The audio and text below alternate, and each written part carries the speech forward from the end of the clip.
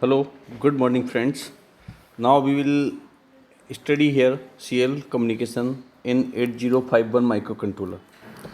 So, as we know that CL communication is used to a long distance, जो कि हम पहले ही पढ़ चुके हैं जब हमने यूजार्ड पढ़ा था 8251 आईसी पढ़ी थी 8066 के साथ इंटरफेस करके। तो हमने पढ़ा था कि जो सीएल कम्युनिकेशन है वो प्रेफर करते हैं हम जब ट्रांसमिशन लॉन्ग डिस्टेंस होता है। लेकिन जैसे कि हमें मालूम है कि कम्युनिकेशन तो दो टाइप का होता है basically, serial communication and parallel communication. Serial communication, ठीक है, in CL communication bits are transferred between the sender and receiver in CL form, means one bit is transferred in 1 second at a time. One bit will be transferred. ठीक है, suppose you have to transfer 8 bit, so you required 8 times you have to transfer the data. In 8 times all the bits will be transferred. But in parallel communication, all 8 bits can be transferred between the sender and receiver at a time. This is the parallel communication. So the parallel communication is fast and CL communication is slow. That's although CL communication is slow, we preferred CL communication when we have to transfer the data to a long distance.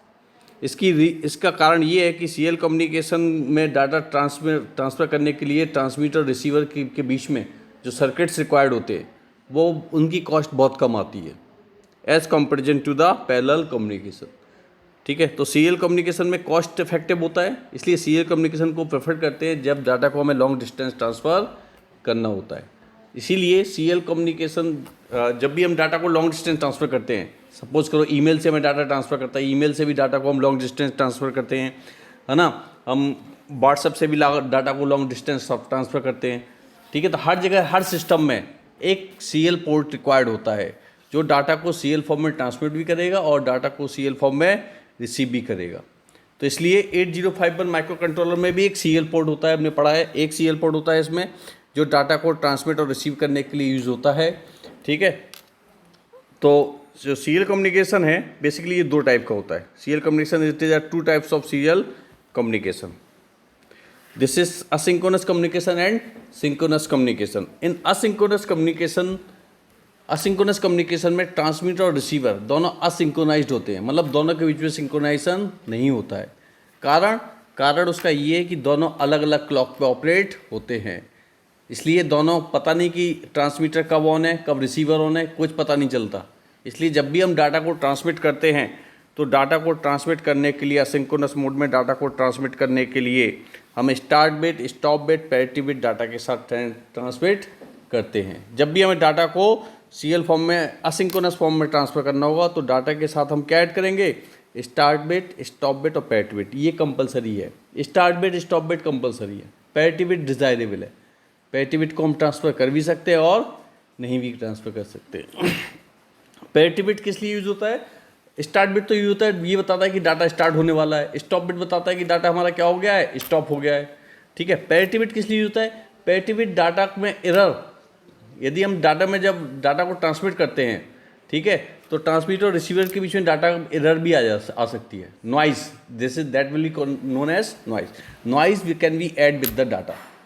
तो data में यदि कोई error आती है तो उसको हम parity bits के थ्रू चेक भी कर सकते हैं और उसको डिटेक्ट भी कर सकते हैं। सो जो एरर को है, जो एरर है हमारी bits error, that can be detect and correct by the parity bits. That's यही रीजन है कि हम डाटा के साथ पैरिटी बिट को ऐड करते हैं, बट इट इज़ डिज़ायरेबल, ये डिज़ायरेबल है। ठीक है ना, तो जैसे कि हम ये सर्किट डायग्राम देख रहे हैं एसिंक्रोनस मोड के लिए, इसमें स्टार्ट बिट है, स्टार्ट बिट हमेशा लो होती है, मतलब 0 होती है जब भी होगा, है ना। फिर हम डाटा भेजते हैं, डाटा हमारा 1 है, 0 है, 0 1 1 0 1 0 and then stop bit. Then क्या आती है हमारी, स्टॉप बिट हमेशा हाई होती है। स्टार्ट बिट कैसी होती है, लो होती है, स्टॉप बिट हाई होती है। स्टार्ट और स्टॉप बिट के बीच में क्या होता है हमारा डाटा, और ये डाटा हमारा सीएल फॉर्म में ट्रांसमिट होता है, बिट बाई बिट फॉर्म में ट्रांसफ़र होता है। तो डाटा को जब हम स्टार्ट बिट स्टॉप बिट के साथ ऐड कर देते हैं तो ये कहलाता है हमारा framing, data framing. It is known as data framing. Data framing क्या है? डाटा को हम ऐड कर देते हैं। क्लियर?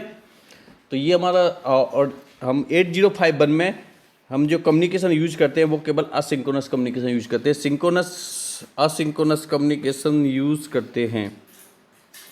सिंक्रोनस कम्युनिकेशन इसमें यूआर्ट में सिंक्रोनस कम्युनिकेशन यूज नहीं करते। ठीक है? तो यूआर्ट का मतलब, जैसे यूआर्ट का मतलब ही होता है universal asynchronous receiver and transmitter. ठीक है? It provides the communication full duplex mode. फुल डुप्लेक्स मोड में ये कम्युनिकेशन क्या करता है? ट्रांसफर करता है। Full duplex mode means data can be transmit और receive simultaneously at a time. At a time data can be received and transmit. Right? So 8051 में क्या यूज करते हैं हम सीएल पोर्ट के लिए? UART device. जो डिवाइस यूज होती है वो UART, universal asynchronous receiver and transmitter. और ये किस मोड में यूज होती है? फुल डुप्लेक्स मोड में यूज होती है ना? फुल डुप्लेक्स मोड का मतलब क्या होता है? डाटा को एक साथ ट्रांसमिट भी कर सकते हैं और रिसीव भी कर सकते हैं। जनरली 3 टाइप के मोड होते हैं। एक सिंप्लेक्स मोड होता है, एक हाफ डुप्लेक्स मोड होता है और एक फुल डुप्लेक्स मोड होता है। सिंप्लेक्स मोड में क्या होता है? Data can B only transmit not received. Data केवल क्या होगा? ट्रांसमिट, या तो ट्रांसमिट होगा या रिसीव होगा, या तो ट्रांसमिट हो रहा होगा या क्या हो रहा होगा? रिसीव हो रहा होगा। ठीक है? तो जैसे रेडियो है हमारा, टीवी है, वो सिंप्लेक्स मोड में यूज होता है ना? हम डाटा को रिसीव तो कर सकते हैं, लेकिन अपने जहाँ पे हम होते हैं वहाँ से डाटा को हम ट्रांसमिट नहीं कर सकते। वहाँ पे हम डाटा केवल रिसीव ही करते हैं। रेडियो हुआ ये, ठीक है, वहाँ वो कौन से मोड है हमारे? केवल सिंप्लेक्स मोड है। दूसरा होता है हमारा half duplex mode. Half duplex mode में at a time you can transmit the data और रिसीव द डाटा। या तो आप डाटा को ट्रांसमिट कर सकते हो या डाटा को आप क्या कर सकते हो? रिसीव कर सकते हो। किसमें? हाफ डुप्लेक्स मोड में। तो हाफ डुप्लेक्स मोड का एग्जांपल क्या है? Walkie talkie. Walkie talkie is the example of half duplex mode. आप लोग देखा होगा पुलिस वालों के पास वॉकी टॉकी होता है। ठीक है? तो उसमें वो या तो इनमें इन्फॉर्मेशन आती है, जब इन्फॉर्मेशन आएगी तो वो भेज नहीं सकते इन्फॉर्मेशन, और जब वो इन्फॉर्मेशन भेजेंगे तो वहाँ से कोई इन्फॉर्मेशन नहीं आएगी। तो walkie talkie is the example of half duplex mode. Right? और जो मोबाइल है that is the example of full duplex mode. इसमें हम डाटा को ट्रांसमिट भी कर सकते हैं और डाटा को रिसीव भी कर सकते हैं। तो सेम वे में हमारा ये यूआर्ट है, ये फुल डुप्लेक्स मोड में काम करता है। क्लियर? अब यूआर्ट में हमारे 2 सीरियल बफर रजिस्टर होते हैं। डाटा को ट्रांसमिट और रिसीव करने के लिए 2 सीरियल एस बफर रजिस्टर, जिनको हम सीरियल बफर रजिस्टर बोलते हैं, ये 2 होते हैं हमारे यूआर्ट में। एक होता है ट्रांसमीटर के लिए और एक होता है रिसीवर के लिए। ठीक है ना? 1 for transmitter and 1 for receiver. So UART has 2 serial buffer register. These registers are 8-bit registers. कैसे होते हैं ये? 8-bit रजिस्टर्स हैं। और these registers are use to store the data.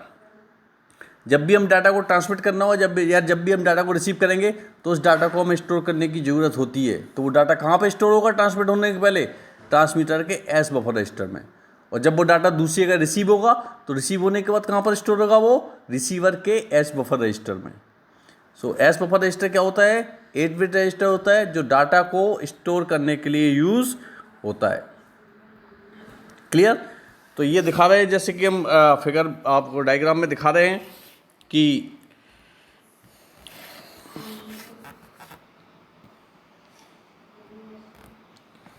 जो हम दिखा रहे हैं कि एस बफर रजिस्टर है हमारा। ठीक है? ये इसमें डाटा स्टोर होता है। जैसे ही डाटा ये 1 by 1 बिट ट्रांसफ़र होता है। 1 by 1 बिट का मतलब पहले स्टार्ट बिट, फिर डाटा और फिर स्टॉप बिट। फ्रेमिंग में डाटा ट्रांसफ़र होगा तो एस बफर रजिस्टर क्या हो जाएगा? जैसे ही डाटा ट्रांसमिट हो जाएगा रिसीवर पे तो एस बफर रजिस्टर कम्प्लीटली क्या हो जाएगा? एम्प्टी हो जाएगा। और जैसे ही एस बफर रजिस्टर हमारा एम्प्टी होगा, इससे ये टी बिट है। टी बिट कौन सी? टी आई हमारी ये टी बिट है जो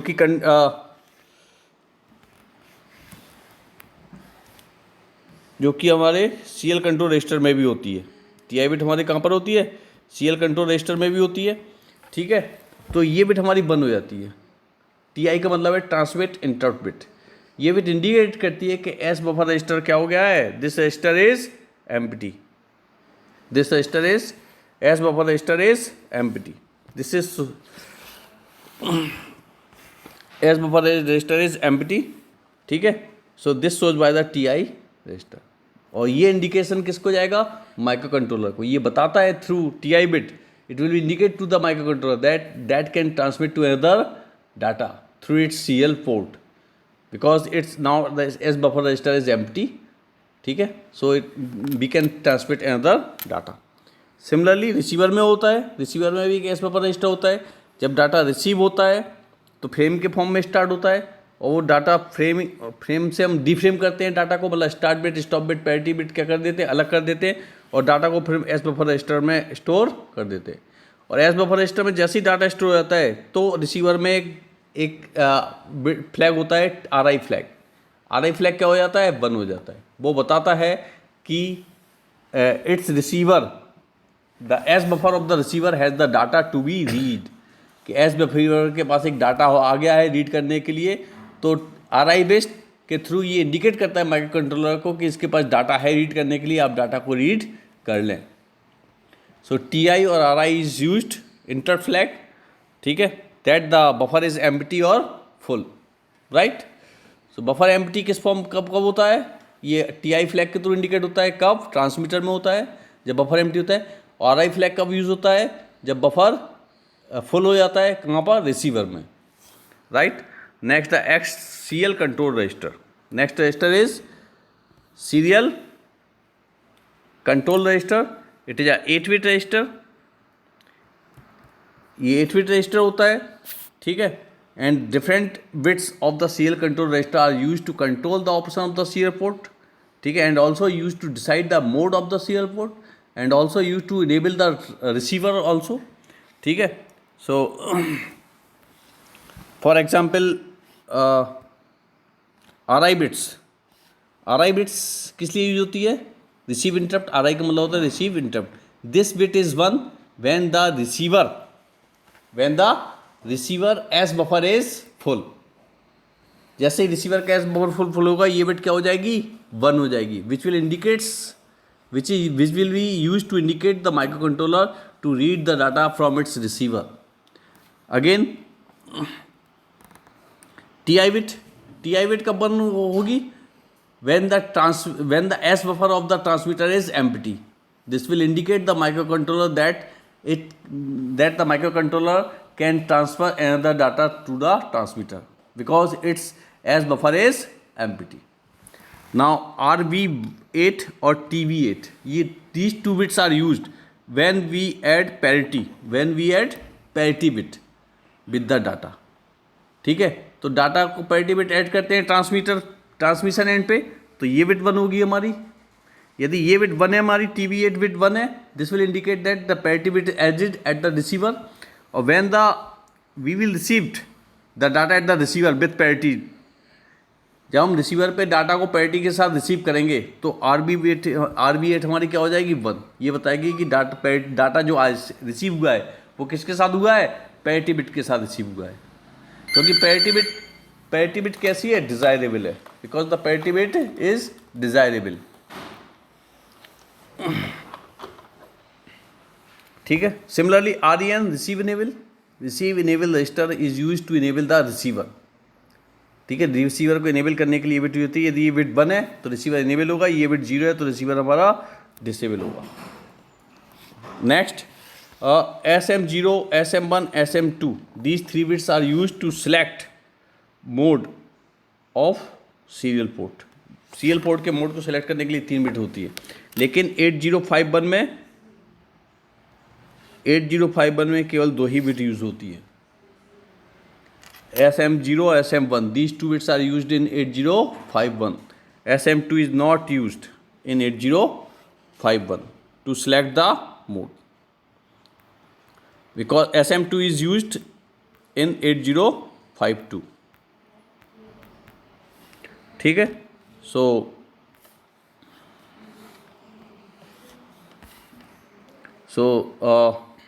as we know that SM0, SM1, 2 bits are used to select the mode. If these values are 00, mode 0 will be selected. If 01, mode 1 will be selected. If 10 mode 2 will be selected, 11 mode 3 will be selected. Mode 0 is known as shift register mode. ठीक है. Mode 1 is known as 8-bit UART. मतलब 8-bit data will be transferred along with the start bit and stop bit. ठीक है. And 8-bit UART mode 1 has the variable baud rate. It has the variable baud rate. Baud rate means होता है to transmit the data. Baud rate define करता है rate of data transmission. Means in 1 second how much bits can be transferred. In 1 second how much bits can be transferred or received. ठीक है. This can be defined by the baud rate. तो the unit of baud rate is bits per second. baud rate की unit क्या होती है? Bits पर second, जो कि बताता है कि एक बिट में कितने डाटा को हम ट्रांसफ़र कर रहे हैं. This will be decided by the baud rate. तो मोड 1 में baud rate कैसा होता है? वेरिएबल होता है. मतलब डिफरेंट रेट से हम डाटा को ट्रांसमिट कर सकते हैं by using mode 1. Whereas mode 2 is 9-bit UART. 9-bit UART का मतलब है कि parity bit is added, है ना. 8-bit UART का मतलब parity bit ऐड नहीं है, start bit stop bit ही ऐड है. लेकिन 9-bit UART का मतलब है कि इसमें parity bit भी ऐड की गई है ना. And it has the parity bit is added and it has the fixed baud rate. Means इसमें हम डाटा ट्रांसमिशन के रेट को चेंज नहीं कर सकते. एक ही रेट पे डाटा को ट्रांसमिट और रिसीव कर सकते हैं. किसमें? मोड 2 में. Where mode 3 is again known as 9-bit UART. Means इसमें भी पैरिटी बिट को हम ऐड करते हैं. ठीक है. But it has the variable baud rate. ठीक है. वेरिएबल का मतलब डाटा ट्रांसमिशन डिफरेंट रेट्स पे डाटा को ट्रांसमिट और रिसीव कर सकते हैं ना. Okay, thank you.